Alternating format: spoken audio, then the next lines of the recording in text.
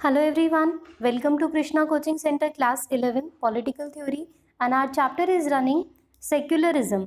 So इसमें हमने देखा कि किस तरीके से इंडियन सेक्युलरिज्म अलग है वेस्टर्न सेक्युलरिज्म में. अब जो तीसरा डिफरेंस है वो ये है कि सिंस जो एक सेक्युलर स्टेट होता है must be concern with inter religious domination कि उसको हमेशा टेंशन रहती है कि कहीं कोई रिलीजन दूसरे पे ओवर पावर ना हो जाए. अब इंडियन सेक्युलरिज्म में has made room for and is compatible with the idea of state supported religious reforms. लेकिन हमारे यहाँ पे क्या है कि अगर कोई रिलीजियस रिफॉर्म होने की ज़रूरत है तो वहाँ पे स्टेट क्या करेगा, स्टेट इंटरफेयर करेगा, स्टेट उससे रिलेटेड सारी चीज़ें करेगा. सो दस the Indian constitution bans untouchability. अब देखिए अनटचेबिलिटी वैसे देखा जाए तो किसका मुद्दा था, भाई रिलीजन का ही तो मुद्दा था, लेकिन स्टेट उसमें इंटरफेयर किया, स्टेट उसमें एंटर हुआ और स्टेट ने डेवलपमेंट की बातें भी करी और उसने अनटचेबिलिटी को बैन करा, जो कि बहुत बड़ा एक अभिशाप था कि अनटचेबल आप सिर्फ एक कास्ट की वजह से किसी को अनटचेबल डिक्लेयर कर देते थे. इससे ज़्यादा घिनौना कुछ नहीं हो सकता था, तो उस चीज़ को बैन किया गया.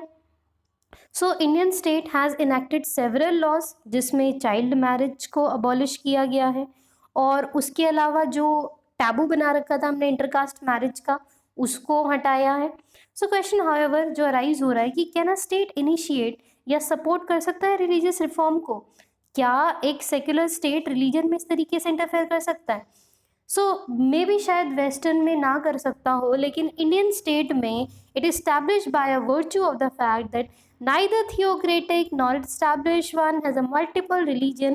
Beyond that is adopted a very sophisticated policy in pursuit of religious equality. तो सिंपल वही चीज़, वही एक लाइन जो मैं बोलती हूँ बार बार कि हम नहीं इंटरफेयर करेंगे तब तक जब तक तुम्हारे रिलीजन से किसी को नुकसान नहीं हो रहा है. अगर इससे किसी को नुकसान हो रहा है तो state will definitely enter and do something about it. So this allows it either to disengage with religion in American style or engage with it if required. So Indian state may engage with religion negatively to oppose religious tyranny. This is reflected in such action as a ban on untouchability. It may also choose a positive mode of engagement. So Indian state किसी भी religious affair में कब enter कर सकता है, जब लग रहा हो कि कोई भी चीज़ आउट ऑफ कंट्रोल जा रही है, लोगों को नुकसान पहुंचा रही है. उसके अलावा हमारा जो कॉन्स्टिट्यूशन है वो भी सारे के सारे राइट्स प्रोवाइड कराता है. अगर कोई रिलीजियस माइनॉरिटी है ना, तब भी मान लो अगर सिर्फ 200 लोग भी कोई एक रिलीजन मान रहे हैं ना, तो आप उसको बैन नहीं कर सकते हो, उनको उस रिलीजन को प्रोपगेट करने का पूरा अधिकार होगा. So all this complex strategy can be adopted by the state to promote the values of peace, freedom and equality. So it should be clear by now कि क्यों जो कॉम्प्लेक्सिटी है आपकी इंडियन सेक्युलरिज्म की cannot be captured by the phrase that is equal respect for all religion. अब India के अंदर ठीक है equal respect for all religion है, लेकिन टोटल आप इसको इस फ्रेज में नहीं रख सकते हो कि इक्वल रिस्पेक्ट. भाई जब तक आप सही काम कर रहे हो तब तक हम आपकी रिस्पेक्ट करेंगे, लेकिन जब से आपने काम में गड़बड़ करनी शुरू करी या आपकी वजह से नुकसान हुआ, हम रिस्पेक्ट नहीं करेंगे, हम आपका विद्रोह करेंगे. So, if by this phrase is meant peaceful coexistence of all religious and religious toleration, then this will not be enough because secularism is much more than mere peaceful coexistence and toleration. So, India के अंदर तो भाई सिर्फ ये peaceful रहने वगैरह की बात नहीं है, बहुत सारी ऐसी चीज़ें हो जाती हैं. So this phrase means equal feeling of respect towards all established religion. बहुत important line कि सिर्फ पीसफुली रहना नहीं है बल्कि इक्वली रिस्पेक्ट करना है किसी और के रिलीजन को भी. ऐसा नहीं है कि आप मजाक बना सकते हो उनका. If someone is getting offended by it, you should not do something like this. So Indian secularism allow for principal state intervention in all religion. तो इंडियन सेक्युलरिज्म क्या करेगा, टोटली अलाउ करेगा इंटरफेयर करने का किसी भी रिलीजन में. So intervention betrays disrespect in some aspect of every religion. For example, religiously sanctioned caste hierarchies are not acceptable within Indian secularism. जैसे कास्ट हायरार्की वगैरह है जो रिलीजन ने बनाई है, वो इंडियन सेक्युलरिज्म नहीं मानेगा. भाई हम क्यों माने, तुम्हारी ये कास्ट हायरार्की है क्या चीज़. So secular state does not have to treat every aspect of every religion with equal respect. It allows equal disrespect for some aspects of organized religion. Very very very important line. ये क्या करेगा, ये allow करेगा, equal respect नहीं, equal disrespect, अगर कुछ aspect हो रहे हैं ऐसे जिसको डिसरिस्पेक्ट करने की जरूरत है. भाई आप किसी को अनटचेबल डिक्लेयर कर रहे हो तो वो कहाँ से रिस्पेक्टफुल है, तो यहाँ पे ये सारी चीज़ें हो जाती हैं. Now criticisms of Indian secularism. Criticism क्या क्या होते हैं इंडियन सेक्युलरिज्म के. सबसे पहले तो लोग बोलते हैं एंटी रिलीजन. एंटी रिलीजन का मतलब क्या है कि आप रिलीजन में इतना इंटरफेयर कर रहे हो कि आप रिलीजन के खिलाफ ही लग रहे हो. मैं तो you are like anti religious. So we have shown कि जो सेक्युलरिज्म है it is against institutionalized religious domination, but India के अंदर ऐसा नहीं है. लेकिन आप इसको टोटल एंटी रिलीजियस नहीं बोल सकते हो. हम हमेशा थोड़ी इंटरफेयर कर रहे हैं.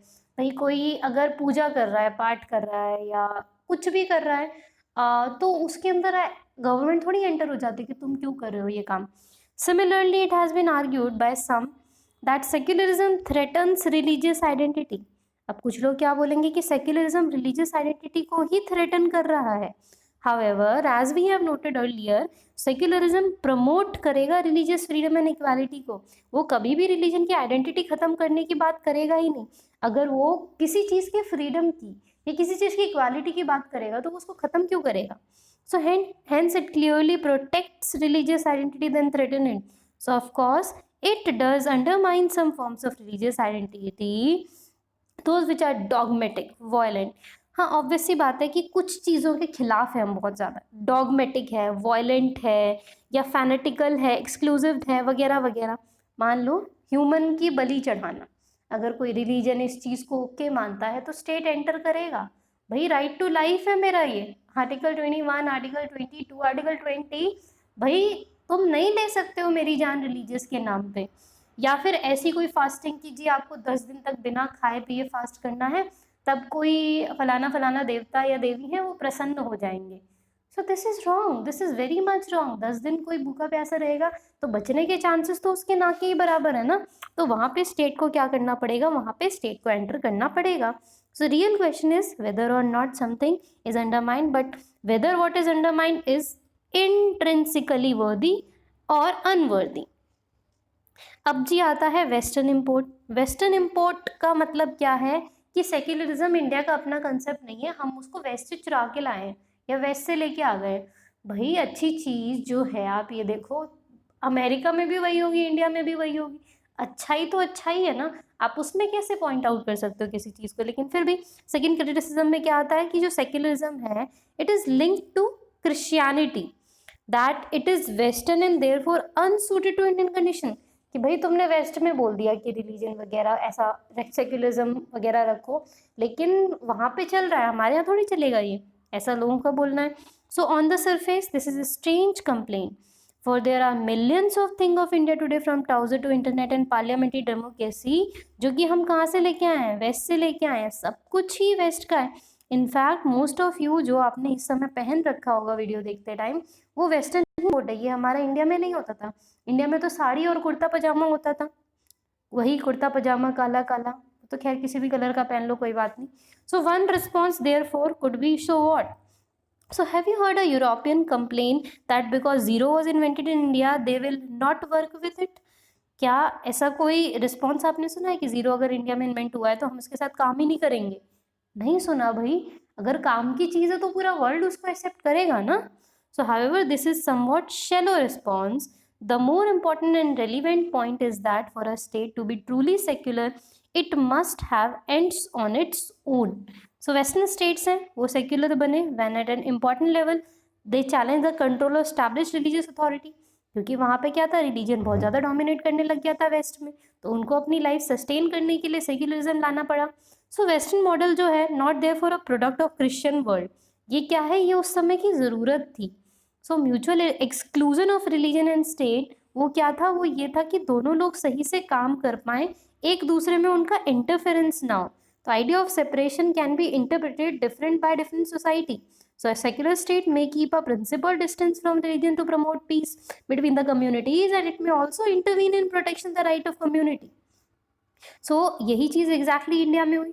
इंडिया के अंदर सेक्युलरिज्म क्यों इवॉल्व हुआ, क्योंकि यहाँ पे बहुत सारी रिलीजन था और इतनी सारी चीज़ें जो था वो स्टेट के लिए हर चीज़ में इंटरफेयर करना एक तो बहुत ही मुश्किल काम था। दूसरा टोटल क्यों इग्नोर नहीं कर सकते, वरना लोग अपने मन की चलाएंगे, और अपने मन की चला के ज़रूरी नहीं है कि वो बढ़िया तरीके से काम कर सके, इसलिए स्टेट को एंटर करना पड़ा। So let's keep this part by now. I will meet you all in my next video. Thank you so much.